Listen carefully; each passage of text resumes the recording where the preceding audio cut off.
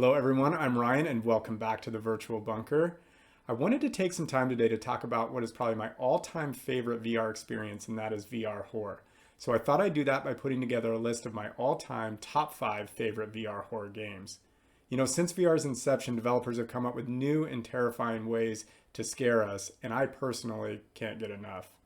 I'm often asked, but why would you want to do that to yourself? And I'm not sure I have a simple answer for that, other than it's the same reason why people like haunted houses or roller coasters or scary movies. VR allows us to experience horror in a way like never before. And so without further ado, here is my list of all-time top 5 favorite VR horror games. I hope you enjoy. Well, to get things started, number 5 on my list is Walking Dead: Saints and Sinners. Walking Dead is at its core an apocalyptic survival game that gets harder and harder as the game progresses. Each day that goes by within the game reduces the amount of supplies within the world and increases the amount of zombies. This time-based evolution creates a sense of urgency within the game to achieve the objectives.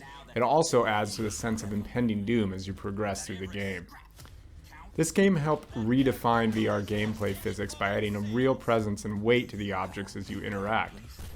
Whether it's the heavy feel of an axe in your hand or the extra challenge of pulling the axe out of a zombie's head, the game is available for both the Quest 2 and other PC VR platforms. You will notice a downgrade in the graphic quality from the PC game to the Quest 2 version simply because this game has so much content. There's a tremendous amount of replay value and there's a bit of an open world feel. The crafting and upgrade elements of the game makes the character evolution enjoyable. Overall, it belongs in any VR gaming library and I highly recommend. Coming in at number 4 is Phasmophobia. Now, Phasmophobia is a ghost hunting game where you're tasked with searching a number of locations to gather evidence of a haunting. Some of these objectives include identifying what type of ghost you're dealing with, taking a picture of a ghost, or successfully escaping a ghost attack. One of the greatest strengths of this game is the multiplayer aspect. Phasmophobia has a very strong community and there are no issues finding a group to join. I personally have played countless hours with friends. It was launched as a PC game and then added VR support. The ambiance and tone of the game are perfect for VR. There's a suspense that builds with each hunt, and as your sanity falls within the game, the ghost activities increase. The recently added support of Haptic Vest makes the game an even more immersive experience. It's currently only on PC, however, there is talk of a Quest 2 support in the works. The next game on our list is Alien Isolation. Now, this game does require a mod to play in VR, and I've included a link below. The game does not currently have VR controller support like the touch controllers, so it can either be played with a gamepad or keyboard and mouse. When playing with the gamepad, I still felt entirely immersed in the experience. The space vistas and views are beautiful and actually reminded me of Lone Echo. The game itself does a great job of building and progressing and uses the story to help players learn the gameplay mechanics. As you progress through the game, the alien's presence becomes more and more apparent. Just like with any Alien movie, the suspense slowly builds and does not rely on jump scares to terrify. And unlike many VR games, this is not your typical 3-hour playthrough and you're done. This is a full game with many hours of gameplay and a lot of replay value.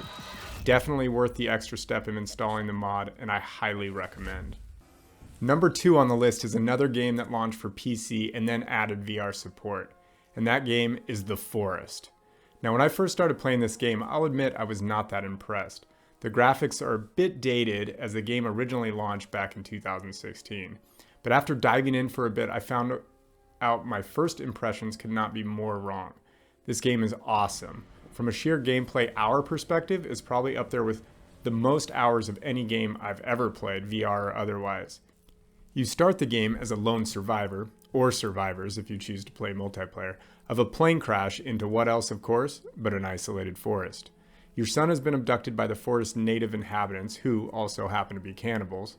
The objective is to survive by foraging for supplies, cutting down trees to build shelters, gathering stones to build protective walls, and building weapons to protect against the cannibals, and if you choose, to save your son. Although if you rush to do that, you may be missing the main point, which is really just building the most awesome base you can. The added co-op multiplayer support makes this game outshine the others. For me, spending countless hours with my friend building more and more expansive bases is some of the most fun I've had in VR.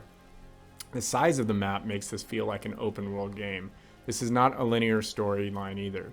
Your progression is based on time within the world. It's as close to a true survival horror game as you can get. I simply cannot say enough about this game other than if you haven't already, you have to get it. And finally, the number one VR game on my list, Resident Evil 7 Biohazard.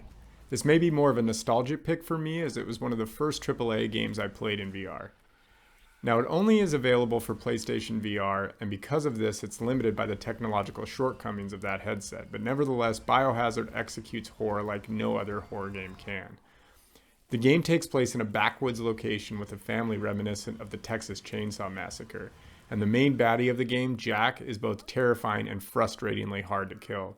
The complex puzzles, similar to most Resident Evil games, make the gameplay even more challenging. This is one of the first games I ever played in VR, and so it will always have a special place in my heart, and another reason why it will probably always be number one on my list of VR horror games.